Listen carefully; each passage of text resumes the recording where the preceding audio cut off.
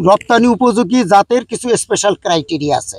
যেমন ধরেন আপনার মালয়েশিয়ার বাজারটা ধরেন, আপনি মালয়েশিয়ায় আপনার পাকিস্তান থেকে আলু যায়, চায়না থেকে আলু যায়, ইজিপ্ট থেকে আলু যায়, এই বাংলাদেশের থেকেও যায়। আপনার উৎপাদন খরচ এমনিতেই তো অনেক কমে যাবে, তাহলে আপনি তো মানে কম টাকায় বিক্রি করলেও আপনি তখন আর বলবেন না যে আমার লাভজনক হচ্ছে না।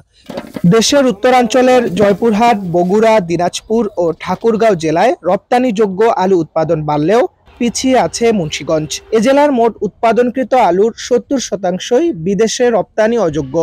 ফলে একদিকে যেমন আর্থিক ক্ষতির ঝুঁকিতে থাকছেন কৃষক, অন্যদিকে বিদেশি মুদ্রা উপার্জনে পিছিয়ে যাচ্ছে দেশ। রোববার দুপুরে মুন্সিগঞ্জে কৃষক ও আলু বীজের ডিলারদের নিয়ে অংশীজন প্রশিক্ষণে এসে এসব জানিয়েছেন বাংলাদেশ কৃষি উন্নয়ন কর্পোরেশন বিএডিসির মহাব্যবস্থাপক মোহাম্মদ আবির হোসেন।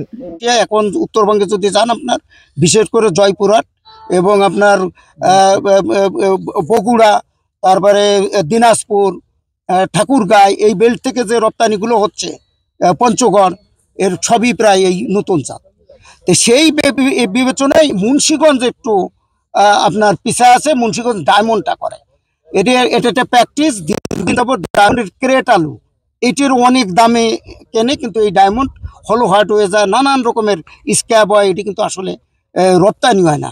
এই মুন্সিগঞ্জের লোক যদি এই সানশাইন, কুইনানি, বিশেষ করে লেবেলা আলু যেটা দেখলেন, এই লাল আলুর রিপ্লেসমেন্ট, এই যে আপনি একটু ওইখানে দেখলেন যে লেবেলার যে অস্বাভাবিক ফলন এবং টকে কালার, এটাও যদি আপনারা এখানে ইন্ট্রোডিউস হয়, সানশাইন অনেক ক্ষেত্রে হয়েছে, বেশ ভালো একটা অ্যামাউন্ট এখানে সানশাইন চাষ হচ্ছে, কিন্তু আরও বেশি করে এটা করে যখন আপনার স্টক হবে, অটোমেটিক্যালি এটা যে কোয়ালিটি আছে এই কোয়ালিটি ধরে রাখতে পারলে বা এই কোয়ালিটি করতে পারলে, এই কোয়ালিটি এমনি এখানে হয়। বড় যে দিক এই নতুন জাতের, এটা খুব দ্রুত হয়ে যায়, কুইক বাল্কিং হয়ে যায়।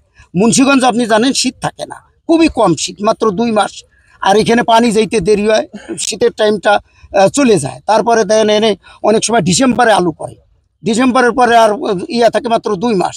অর্থাৎ যে সমস্ত আলু 2 মাসে হবে, 60 দিন 65 দিনে যে সমস্ত আলু সর্বাধিক ফলন দেবে, সেই জাতগুলো এরা যদি করে, তাহলে এরা রপ্তানিও করতে পারবে, প্রোডাকশনও বেশি হবে, টোটাল তাদের আর্থসামাজিক অবস্থাটা উন্নয়ন হবে।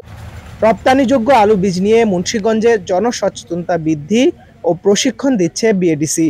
এবছর 20% জমিতে বিএডিসির উন্নত মানের 10 জাতের আলু আবাদ করেছেন মুন্সিগঞ্জের আলু চাষী নান্নু মিজি। রোববার প্রশিক্ষণ কর্মশালায় এসে পরিদর্শনে উৎপাদন ও মান দেখে উচ্ছ্বাস প্রকাশ করেছেন কৃষক ও খাত সংশ্লিষ্টরা। প্রশিক্ষণ কর্মশালায় বিশেষ অতিথি ছিলেন বিএডিসির অতিরিক্ত মহাব্যবস্থাপক মোহাম্মদ সেলিম হায়দার, জেলা কৃষি সম্প্রসারণ অধিদপ্তরের উপপরিচালক বিপ্লব কুমার মহন্ত, জেলা বীজ প্রত্যয়ন কর্মকর্তা মোহাম্মদ ইমরান হোসেন প্রমুখ। ডেস্ক রিপোর্ট, আমার বিক্রমপুর। এবং আমি তো মনে করি যে আমরা বাজারে গেলি বাইসে বাইসে একটা দাগ আলু কিনি না, তা আমি এই যে দেখেন যে একটা দাগ আছে নাকি কোনো জায়গায়।